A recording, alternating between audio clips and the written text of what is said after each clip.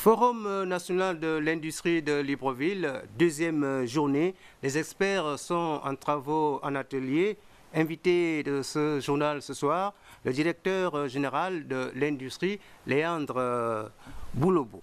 Journée mondiale de la sécurité et de la santé au travail, célébrée demain. La prévention des maladies professionnelles, c'est le thème retenu cette année. Mesdames, Messieurs, bonsoir. Merci de nous recevoir chez vous.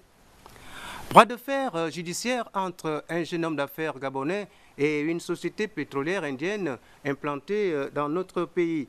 Paul Maurice Tomo, ancien négociateur au profit de cette société, réclame depuis plusieurs années le paiement de ses droits. Face à la surdité de son interlocuteur, Paul Maurice Tomo a choisi de faire un sit-in devant le siège de cette société. Armel Baoulé et Pierre Claverella l'ont rencontré ce week-end.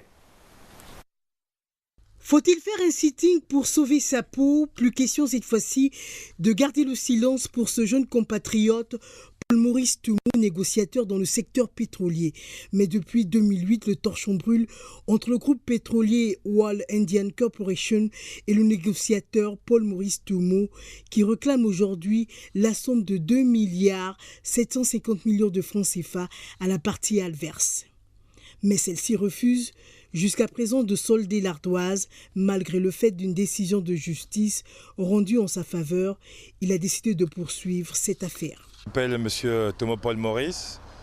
Donc ça fait déjà 5 ans que je suis au tribunal avec la société qui est derrière moi, qui est écrite sur la banderole. All India Limited et India Oil Corporation et Marvis PTE. Donc ils ont une condamnation depuis 2008, le 28 avril 2008, de me payer l'argent qu'ils me doivent pour avoir travaillé pour eux pendant 1 an et demi pour leur fournir un bloc pétrolier sur le Gabon. Ils me doivent exactement 2 milliards 750 millions, c'est la somme principale. Avec les intérêts, ça se lève à 3 milliards 203 millions. Et je ne comprends pas pourquoi à chaque fois que je fais les saisies, ils arrivent à avoir les mains levées, c'est-à-dire débloquer le compte. Je ne supporte plus, j'ai une famille, j'ai des charges. J'ai tout perdu. Ce compatriote a tout perdu dans cette affaire rocambolesque. En souffrant comme un damné de la terre, il réclame quand même ses droits. Je demande au ministre de la Justice, au ministre des Hydrocarbures et bien sûr au président de la République d'intervenir parce que nous parlons quand même de 2 milliards 750 millions. J'avais mes projets où je devais construire pour le Gabon des usines qui font 20 maisons par jour. Tous les projets que j'avais pour mon pays, à l'eau. Peau de chagrin pour Paul Maurice Tomo, va-t-il gagner cette partie de bras de fer engagée avec cette entreprise pétrolière indienne qui ne respecterait pas les droits humains? Il est encore trop tôt pour avancer les pions, mais une chose est sûre, tout travail mérite un salaire. La communauté internationale célèbre demain la journée de la sécurité et de la santé au travail. Le thème retenu cette année est consacré à la prévention des maladies professionnelles. À la fin du journal, vous suivrez l'intégralité du ministre de l'économie, Luc Oyobi. En attendant, nous vous proposons un extrait de son discours. Mesdames et messieurs, le 28 avril de chaque année, le Gabon célèbre la journée mondiale de la sécurité et la santé au travail. Une journée qui fait prendre conscience à la communauté internationale des conséquences socio-économiques des fléaux que représentent les accidents du travail et les maladies professionnelles. Selon les estimations de l'Organisation internationale du travail, près de 2,34 millions de personnes meurent chaque année de maladies et d'accidents liés au travail. La célébration de cette journée permet aux intervenants du monde du travail de réfléchir sur une problématique de portée nationale, voire internationale, pour le bien-être physique, mental et social des travailleurs. Le thème choisi cette année par le Bureau international du travail, le BIT, est la prévention des maladies professionnelles. À la différence des accidents du travail, dont l'identification des risques qu'ils présentent est généralement facile à voir, les maladies professionnelles ou liées au travail restent pratiquement invisibles. Plus grave, la nature des maladies professionnelles change rapidement du fait de la conjoncture économique mondiale et de l'évolution technologique et sociale qui aggrave non seulement les risques sanitaires déjà identifiés, mais génère également de nouvelles pathologies. Transport fluvial, le bateau Georges Raruri de la compagnie de navigation intérieure, de nouveau sur la voie fluviale Lambaréné-Port-Gentil, c'est un véritable ouf de soulagement pour les populations de cette partie du Gabon. Le constat de Cédric Mouélé-Malonga. Le bateau Georges Raruri est de retour sur les eaux du fleuve Ogoué à Lambaréné. Sa remise en service a surtout un avantage sur le plan économique. Longtemps en difficulté, les populations de cette ville, voire même des villes environnantes, notamment les commerçants, vont pouvoir régler le sempiternel problème de transport de produits vers Port-Gentil. Aujourd'hui, normalement, ce n'est pas le jour des discours, c'est le jour de réjouissance. Parce qu'on attendait depuis longtemps ce bateau qui est là aujourd'hui à Lambaréné. Comme disent les autres, ce n'est plus un rêve, c'est maintenant une réalité. Aujourd'hui, c'est une joie. C'est un ouf de soulagement.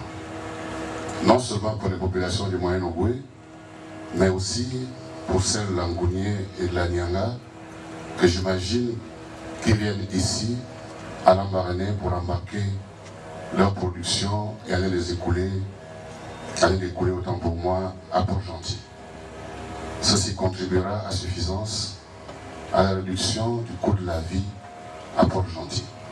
La desserte de la ville du Grand Blanc est assurée par la nouvelle compagnie nationale de navigation intérieure. Celle-ci a pour mission le transport des marchandises, de fret liquide, gazeux ou solide, ainsi que le transport des personnes. Son directeur général François Oyabi entend tout mettre. Une décision d'importance, celle de créer une nouvelle compagnie qui vient à la place de l'ancienne CI. Cette mesure d'importance va permettre à la nouvelle compagnie d'élargir son champ d'activité, d'élargir son champ d'exploitation qui était jusqu'à-là circoncis uniquement sur les plans d'eau d'intérieur avec une vision sur la navigation côtière. Aujourd'hui, l'ensemble des plans d'eau de la pluie gabonaise sont placés dans le cadre d'exploitation sous l'autorité de la nouvelle compagnie. Le bateau Georges Raruri, du nom d'un digne fils de la nation, a une capacité de 80 tonnes de fret et 109 places assises, dont 39 en VIP et 70 en classe économique.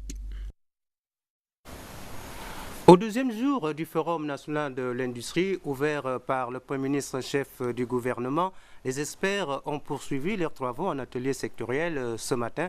Et le point avec Filika Biongo-Kombila sur les images de Jean-Pierre Moussouam.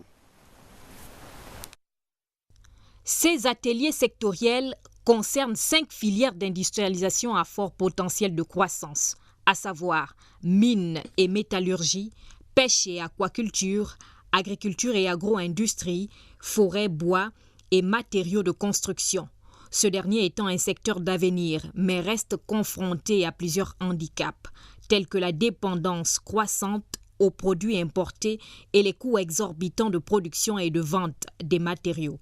Égide Bundono Simangoy, modérateur du dit atelier. Notre pays a un déficit d'environ 160 000 logements. Le chef de l'État, son Excellence Ali Bongo Ndimba, a donné un objectif de 5 000 logements par an.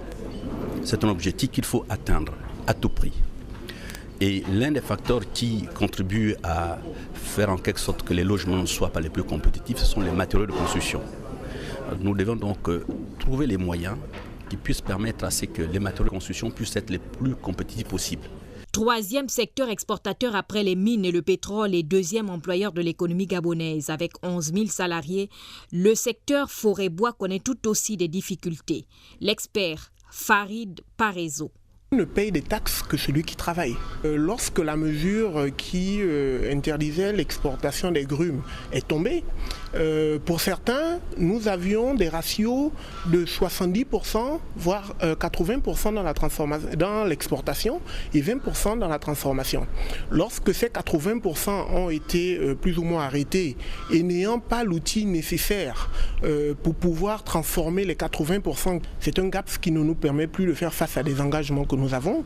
Ces travaux ont permis aux acteurs d'apporter des éclairages et en même temps de faire des propositions concrètes à même de rendre la nouvelle stratégie réaliste et pratique au grand bonheur des participants.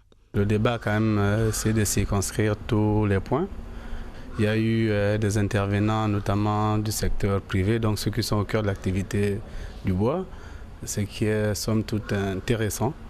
Les travaux se sont poursuivis en ateliers transversaux. Justement, d'autres aspects ont été examinés en ateliers transversaux, notamment la recherche des solutions susceptibles d'enrichir le plan stratégique national de l'industrialisation. Lolita Obono et Jean-Pierre Moussouami. 5 au total portent sur les thématiques essentielles au soutien et au renforcement de la stratégie d'industrialisation. Il s'agit de l'accès au financement, la sous-traitance, le développement durable et le capital humain. Un capital humain qui est nécessaire pour la production et doit être formé, nous dit le modérateur, professeur Daniel Franck Idiata. Les pays émergents dépendent essentiellement du capital humain. Ce qu'on entend par capital humain ici, ce sont des capacités à produire. Pour monter un programme de formation dans un domaine donné, on fait appel au cœur de métier, on fait appel à toutes les compétences dans le domaine, au niveau de l'éducation, les enseignants, les psychopédagogues et ainsi de suite, et ensemble, on définit les compétences. À ces ateliers figure celui du cadre des affaires.